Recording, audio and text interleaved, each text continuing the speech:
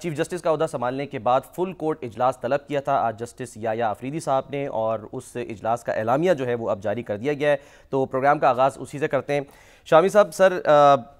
اعلامیہ جاری کر دیا گیا ہے اور بیک لاگ جو ہے اس وقت جو کیسز جو التوا ہیں، زیر التوا ہیں، ان پر زور دیا گیا ہے، اور رجسٹرار نے بتایا کہ سر 59,191 کیسز۔ اہم بات یہ ہے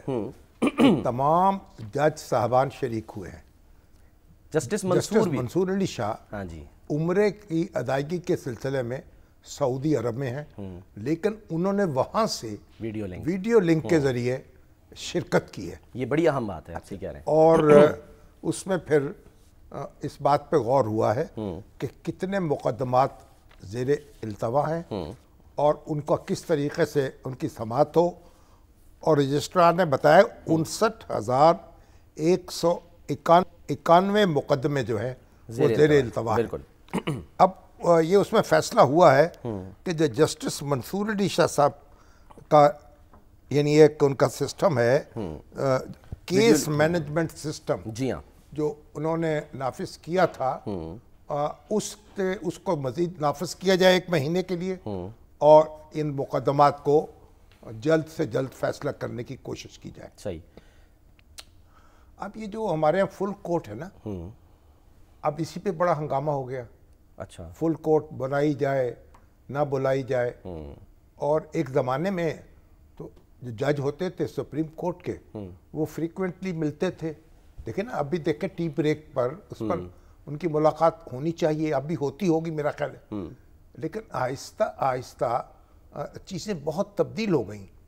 جو سپریم کورٹ کے جج ہیں وہ کسی بھی سوسائٹی میں معزز ترین باوقار ترین لوگ سمجھے جاتے ہیں، جن کے کردار پر کوئی انگلی نہ اٹھا سکے، صحیح، کیونکہ وہ تصفیہ کرتے ہیں نا، آخری رائے ہوتی ہے ان کی، حتمی رائے۔ عدالت کے یعنی آپ دیکھیے شہریوں کے درمیان، ریاست کے اور شہریوں کے درمیان، صوبوں کے اور وفاق کے درمیان، اور اداروں کے درمیان، ان کی جو رائے ہے، جب کوئی تنازع ہوتا ہے، جب کوئی یعنی اختلاف رائے پیدا ہوتا ہے تو وہ اس کا تصفیہ کرتے ہیں، ان کی رائے حرف آخر سمجھی جاتی ہے۔ بالکل۔ اب اگر وہی ایک دوسرے سے ملنے کے روادار نہ ہوں اور وہی چٹھیاں لکھ رہے ہوں لمبی لمبی، اور وہ جناب جاری کر رہے ہوں میڈیا کو، اور یہ ساتھ والے جو کمرے جو ہے 7 کمرے ہیں، ایک دوسرے کے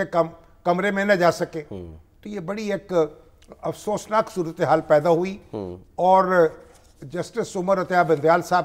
کے دور میں تو ایسا ہوا کہ بار بار لوگ مطالبہ کرتے تھے فل کورٹ کا اجلاس بلایا جائے، نہیں بلایا گیا، یہ مقدمہ فل کورٹ کو دیا جائے، وہ نہیں سنتے تھے۔ ہمارے چیف جسٹس صاحبان جو ہیں، جسٹس سجاد علی شاہ سے یہ بدعت شروع ہوئی کہ 2 یا 3 جونیئر جج، پھر ہم خیال جج ساتھ بٹھا لیے جاتے اور ہر دھڑا دھڑ فیصلہ ہوتا، اور سینئر ترین جج جو ہیں وہ شکل دیکھتے رہتے، یا ان کو مختلف شہروں میں جو بینچ کام کر رہے ہیں ان میں بھیج دیا جاتا۔ بہرحال بندیال صاحب کے دور میں بھی پھر یہی ہوا، بندیال صاحب کے دور میں بھی یہی ہوا، ثاقب نثار صاحب کے دور میں بھی یہی ہوا، اور افتخار چودھری صاحب نے البتہ ان پر جو بھی تنقید کی جائے، لیکن انہوں نے اپنی عدالت جو تھی